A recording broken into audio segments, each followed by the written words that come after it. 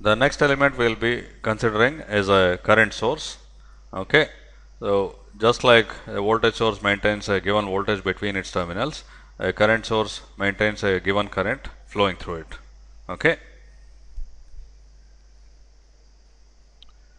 this is the symbol for a current source.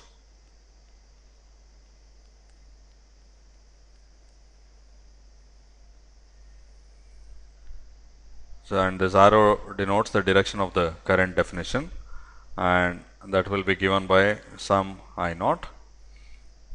Okay, so since the current is flowing this way, by passive sign convention, we define the voltage V across it to be that way.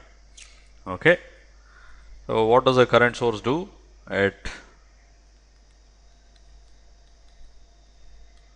maintains a current I equals I naught independently of the voltage across it. Okay, it doesn't matter what voltage you have between these terminals A and B, a current I equals I naught will be flowing through the current source. Okay, so this is the meaning of it. Now, as before, the arrow indicates the direction in which the current is defined. Okay, that current itself could be positive or negative. So, if I naught happens to be 2 amperes, what it means is that 2 amperes flows from A to B through the current source. Okay, and if I naught is minus 3 amperes, what it means is minus 3 amperes flows from A to B. It's A to B because the arrow inside is drawn from A to B in this case, which is the same as saying 3 amperes flows from B to A. Okay, so all that a current source does is to maintain a flow of current regardless of what voltage is across it. Okay.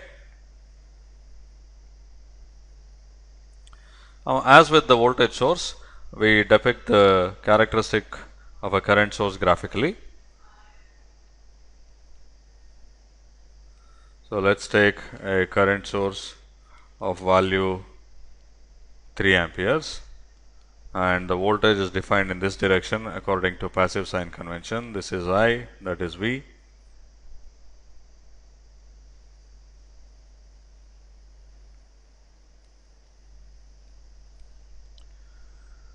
Now, it maintains a current regardless of the voltage. So, the characteristic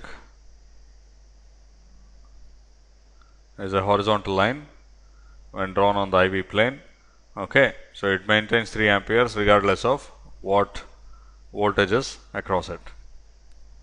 And similarly, if in another case this happened to be minus 2 amperes, it will be a horizontal line, but below the x-axis where this is minus 2 amperes.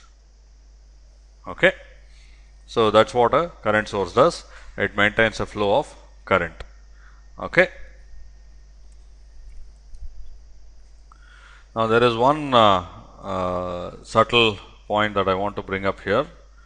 Okay, technically it's not correct to draw a current source like this without anything connected to it, because let's say I take I equals 3 amperes, and if I take this particular node, there is nothing else connected to it, and we know that all the currents flowing into a node should obey Kirchhoff's current law.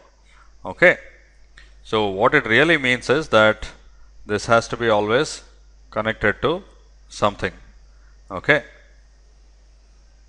this is some circuit and a current will be flowing like this into the circuit. Okay, but of course it's inconvenient to be drawing an extra circuit each time we draw a current source. We do draw a current source like this without anything connected to it, but that's not a complete circuit. Something has to be connected to the current source. Okay.